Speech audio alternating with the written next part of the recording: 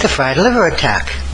Every single student I have ever had has smiled or openly laughed when I introduced them to the fried liver attack. I simply say, hey, I didn't name it. It is a good addition, though, to any developing player's opening repertoire. This is actually a very aggressive attack early in the game, where white tries to take advantage of black's initial f7 weakness quickly. It does violate the opening theory rule that you should not move the same piece twice during the opening phase of the game, and usually fails if black is well versed on how to respond to it, but oftentimes it can defeat a less experienced player. White starts with e4. Bobby Fischer once remarked that e4 was proven and was the most common first move he made. Black responds with e5. White continues with knight to f3, attacking the e5 pawn. Black defends the pawn with knight to c6. White then plays bishop to c4, the Italian game, and black continues with knight to f6, the two knights defense against the Italian game. Now this position invites the fried liver attack. At higher levels, the fried liver is not often seen, since black's correct play against it can actually give him a reasonably good game. But the sharp tactics involved in this attack makes it mandatory that black play correctly, or he will find himself in an awful lot of trouble. I've heard players say that black, in the fried liver, is basically walking on a razor's edge. So if white decides to use the fried liver, this is the time to decide to do so, and it starts with the continuation, knight to g5, creating a double attack on black's initial f7 weakness. Now to stop this attack, black must find the least expensive way to block it. The move d5 is often played, blocking the bishop from f7 with two pieces defending the pawn.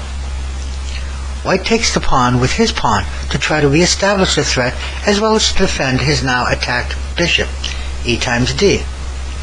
Black's c5 knight is now being attacked, and black responds knight times d5, protecting the knight and regaining the lost point.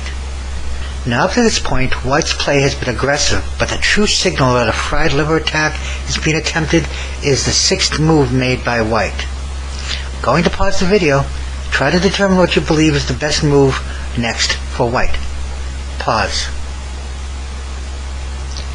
White sacrifices his knight on f7. Now those new to the fried liver attack may not have seen this move coming. It does, however, do several useful things. It breaks open black's pawn structure, exposing black's king. It attacks both black's queen and rook. It makes black lose castling if he doesn't wish to drop in exchange, and it creates a situation where white usually gets his piece back with tempo. Not a bad little move. So black just about has to accept the sacrifice and take the knight.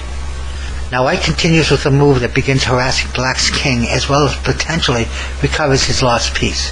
White plays queen to f3. This move checks black's exposed king and places a second attacker on a knight on d5. Now there are far too many continuations to cover here in this lesson. There are actually entire books just on this attack. I will say that the correct response this time is for black to move his king to e6, pinning himself but potentially able to hold on to his advantage. It is a hard struggle, however, to do so, and one false step will result in disaster. Black could also make the decisive error of attempting to hide his king on g8, which results in an unavoidable checkmate by bishop takes d5. Check. Queen takes d5 to stop the check. It's hopeless at this point. White's queen takes d5. Check again. Black's bishop blocks the check on e6, and white's queen takes the bishop for checkmate. The fried liver attack is a very sharp attack, and it's good attack to know, especially if you're playing against someone who has not seen it before.